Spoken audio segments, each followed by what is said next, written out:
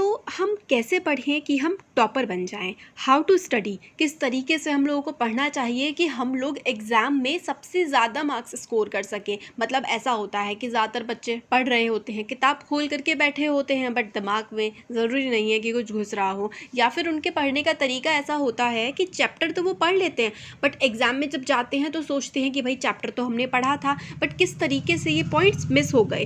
तो इस वीडियो में हम लोग ये सीखेंगे कि चैप्टर को एक्चुअल में पढ़ना कैसे है कि हम लोग उससे मैक्सिमम बेनिफिट निकाल सकें। अगर हम लोगों ने 1 घंटा उस चैप्टर को दिया है ना, तो वो हमें हमेशा याद रहे, हम एग्ज़ाम में अच्छा स्कोर कर पाएँ। तो देखिए क्या होता है ना, कोई सा भी चैप्टर है, किसी भी चैप्टर में सिर्फ 30 से 40% चीज़ें ही एग्ज़ाम पॉइंट ऑफ व्यू से इम्पॉर्टेंट होती हैं। तो हम किस तरीके से पढ़ें, तो इसके कुछ स्टेप्स हैं जो हम लोगों ने यहाँ पर लिखे हुए हैं।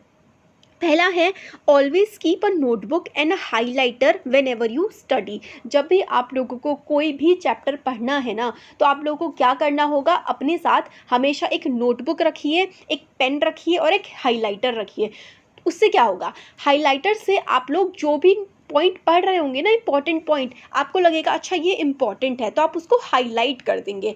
फिर क्या होगा, जब आप चैप्टर को रिवाइज कर रहे होंगे तो आपको दोबारा से पूरा चैप्टर नहीं पढ़ना होगा, फिर आपने जो पॉइंट्स को हाईलाइट किया है ना, सिर्फ वही आप पढ़ेंगे। अब आप सोचेंगे कि भाई हमें कैसे पता लगेगा कि कौन सा जो है पॉइंट, कौन सा टॉपिक इम्पॉर्टेंट है, तो वो भी हम अब इसमें देखेंगे। और आपको जो नोट्स बनाने हैं ना, वो हमेशा कंसाइज बनाने होते हैं। आपने पूरा चैप्टर पढ़ लिया, 5 पेज का चैप्टर था, तो 10 पेज के नोट्स नहीं बनाने होते हैं उससे। अगर वो 5 पेज का चैप्टर है ना, उसमें से मैक्सिमम 1 या फिर 1.5 पेज के नोट्स बनाने होते हैं, क्योंकि नोट्स में सिर्फ और सिर्फ वो पॉइंट्स लिखे जाते हैं जो एग्जाम में सबसे ज़्यादा आने के चांस होते हैं, चैप्टर की इंपॉर्टेंट चीज़। अब चैप्टर की इंपॉर्टेंट चीज़ पहचानी कैसे जाए, तो उसके लिए आपको क्या करना होता है, एनसीईआरटी अगर आप पढ़ रहे हैं एग्जाम्पल के लिए, इसके बाद मैं एक और एग्जाम्पल वीडियो भी बनाऊंगी जिसमें मैं आपको बताऊंगी कि किस तरीके से करना है। तो अभी देखिए कि चैप्टर में हमेशा ब्रॉड से हेडिंग होते हैं। आप क्या करिए, आपने जो एक नोटबुक रखी है, पेन रखा है अपने साथ, उसमें वो सारे के सारे हेडिंग्स को नोट कर लीजिए, और हेडिंग्स के बाद जितने भी उसमें सब हेडिंग्स हैं वो भी आप नोट कर लीजिए। आपने नोट कर लिया, जो आपने हेडिंग्स प्लस सब हेडिंग्स पढ़े हैं ना, या फिर लिखे हैं आपने जो नोटबुक में अपनी, उसको कम से कम 4 से 5 बार रीड करिए। आपको समझ में नहीं आ रहा है, नो इश्यूज़, आप उसको रीड करिए, ताकि आपके दिमाग में एक पिक्चर बन जाए कि अच्छा ये जो हेडिंग्स हैं, इसके ये सब हेडिंग्स हैं। जो हेडिंग और सब हेडिंग होते हैं ना, वही तो चैप्टर की सबसे ज़्यादा इंपॉर्टेंट चीज़ हम लोग को बता देते हैं, मतलब 50% इंपॉर्टेंट तो वही होता है। फिर आपको क्या करना है, आपने हेडिंग पढ़ लिए और आपने सब हेडिंग भी पढ़ लिए। उसके बाद आपको क्या करना है, आपकी बैक एक्सरसाइज में जाना है। जो चैप्टर के लास्ट में एक्सरसाइज गिवन होती है, question answers, fill ups, true false, ये सब होता है ना, फिर आपको क्या करना है, आपको वो बैक एक्सरसाइज पूरी की पूरी पढ़नी है, सारे के सारे क्वेश्चंस पढ़ने हैं। अब थोड़ी देर पहले ही आपने चैप्टर के हेडिंग्स और सब हेडिंग्स पढ़े थे। अब आपको क्या करना है, जब बैक एक्सरसाइज आप पढ़ेंगे ना, तो आप हाईलाइटर रखिए या फिर पेन रखिए हाथ में, एकदम से आप लोग को दिखेगा वही वर्ड कि अच्छा ये हमारा हेडिंग था, यही तो हमारा एक्सरसाइज का पॉइंट है। तो एक्सरसाइज हम लोग का जो पॉइंट होगा, अच्छा फिर हम अच्छे से देख लेंगे, अच्छा ये वाला पॉइंट है, ये वाला पॉइंट है। फिर आप क्या करिए, एक्सरसाइज को अच्छे से पढ़िए। आपने पढ़ लिया, अब आप जाइए चैप्टर पे, क्वेश्चन आंसर्स जो आपने पढ़े हैं उसको हेडिंग से रिलेट करिए। अच्छा इस वाले हेडिंग में इस क्वेश्चन का आंसर मिल जाएगा। इस एक्सरसाइज से क्या होगा, अब जब आपने हेडिंग्स एक बार अच्छे से पढ़ लिए, आपने एक्सरसाइज के सारे क्वेश्चंस देख लिए, अब जब आप चैप्टर पढ़ेंगे ना, तो आपका खुद ब खुद ध्यान उसी चीज़ों पे जाएगा जो चीज़ चैप्टर में इंपॉर्टेंट है, क्योंकि एक्सरसाइज में जो क्वेश्चंस होते हैं ना, वो चैप्टर का सबसे इंपॉर्टेंट पार्ट होता है। इसलिए अगर आपने एक्सरसाइज और हेडिंग्स एक बार देख लिए, पहले आपने हेडिंग देख लिया, आपके दिमाग में चीज़ें बस गई कि चैप्टर में वो चीज़ कहाँ मिलेगी, फिर आपने एक्सरसाइज के क्वेश्चन देखे, अच्छा ये वाले हेडिंग में ये वाली चीज़ हमें मिल जाएगी, तो हमें इससे क्लियर हो जाता है। तो आपका ये स्टार्ट हो गया। अब आप चैप्टर पढ़ना शुरू करिए, फिर आप वही करिए, रीड करिए। जो चीज़ अब आपको इंपॉर्टेंट समझ में आ गया, जो चीज़ एक्सरसाइज में आपसे जिसका क्वेश्चन पूछा गया है, आपका वही चीज़ इंपॉर्टेंट होती है, आप उसको हाईलाइट करिए। एग्जाम्पल के लिए आपको क्या क्या हाईलाइट करना है, जो डिफरेंस दिए होते हैं, जैसे कि difference between cat and bat, कुछ भी हो सकता है, तो उनके डिफरेंसेस एग्जाम में बहुत ज़्यादा पूछे जाते हैं। फिर उस डिफरेंसेस के कुछ भी किसी भी चीज़ का एग्जाम्पल, जैसे कि सपोज़ करिए कि 1857 का रिबेलियन है, उसके एग्जाम्पल कहाँ कहाँ वो रिबेलियन हुआ था। अगर हम लोग क्लास 8 की हिस्ट्री की बात करें तो वो रिबेलियन दिल्ली में हुआ था, मेरठ में हुआ था, वो उसके एग्जाम्पल्स हैं और किस किस ने उसमें पार्टिसिपेट किया था, तो आप वो हाईलाइट कर दीजिए।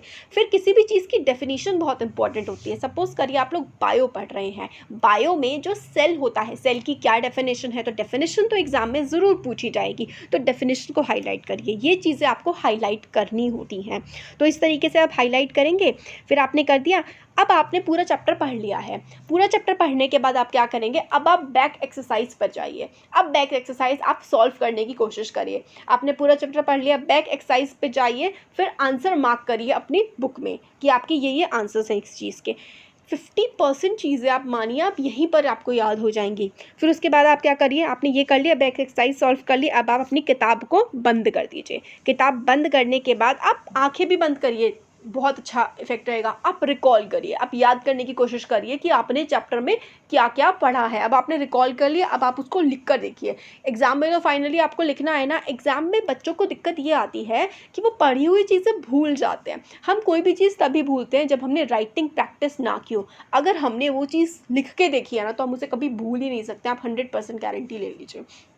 आप लिख के देखिए आपने चैप्टर में क्या क्या पढ़ा है, फिर आपको कुछ चीज़ें याद होंगी और 100% है कि कुछ चीज़ें ऐसी होंगी जो आपको याद नहीं रही होंगी।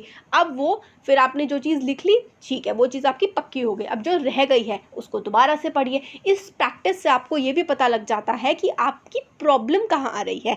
फिर जो प्रॉब्लम आ रही है उसको आप दोबारा से रीड कर सकते हैं। वही है कि बुक उठाओ, फिर से पढ़ो, नहीं कर पा रहे हो फिर से करो, ठीक हो गया। अब इतनी एक्सरसाइज करने के बाद आजकल तो आप लोगों के पास बहुत मैटर अवेलेबल है। आपके पास यूट्यूब है, यूट्यूब पे आप लोग वो वीडियो खोलिए उस चैनल का, कोई सा भी चैनल जो आपको पसंद है। हमारा लर्नर भी पसंद है, आप लर्नर भी पर पढ़िए, जो भी आपको पसंद है उस पर आप लोग पढ़िए उस चैप्टर को दोबारा से, फिर आप देखिए। तो बस फिर उसके बाद आपको क्या करना है, उसके बाद आपको रिवाइज़ करना है, चीज़ों को बार बार रिवाइज़ करना है। जब आप रिवाइज़ करते हैं ना, उससे आपकी चीज़ें स्ट्रॉन्ग हो जाती हैं और फिर आप उसको कभी भी नहीं भूलते हैं। इसी तरीके से आप लोग रीडिंग कॉम्प्रिहेंशन भी सॉल्व करिए। आप पहले उसके हेडलाइंस को पढ़िए, उसके बाद आप क्वेश्चंस पे जाइए, क्वेश्चन सारे रीड करिए, फिर आप कॉम्प्रिहेंशन पढ़ेंगे। जो आपका रीडिंग कॉम्प्रिहेंशन आता है, फिर क्वेश्चन आंसर्स उसमें से आराम से मिल जाते हैं। यही बेस्ट तरीका होता है पढ़ने का। और आप लोगों को जो पढ़ा है वो लिख करके देखना चाहिए या फिर बुक बंद करके रिकॉल करना चाहिए। इससे आपकी मेमोरी भी शार्प होती है और आपको चीज़ें याद भी ज़्यादा अच्छी तरीके से रहती हैं। तो ये हमारा ये टॉपिक था जिसमें हम लोग ने आपको सिखाया कि आपको पढ़ना किस तरीके से है। और अगर आप इस तरीके के वीडियो चाहते हैं तो अपने फ्रेंड्स के साथ इसको शेयर करिए, चैनल को सब्सक्राइब करिए, वीडियो को लाइक करिए। हम बहुत सारे वीडियोज़ लेकर के आने वाले हैं कि मैथ्स कैसे पढ़नी है, साइंस कैसे पढ़नी है, इंग्लिश कैसे आपको पढ़नी है, कोई सब्जेक्ट आपको किस तरीके से पढ़ना है कि आप उसमें मैक्सिमाइज़ कर सकें अपने स्कोर को। अगर अच्छा लगता है फिर हम टाइम टेबल की भी वीडियो लेकर के आने वाले हैं। तो प्लीज़ वीडियो को लाइक ज़रूर करिएगा और सब्सक्राइब करिएगा चैनल को। इससे हमें मोटिवेशन मिलता है ताकि हम अच्छे अच्छे वीडियोज़ आपके लिए और भी ला सकें। Thank you.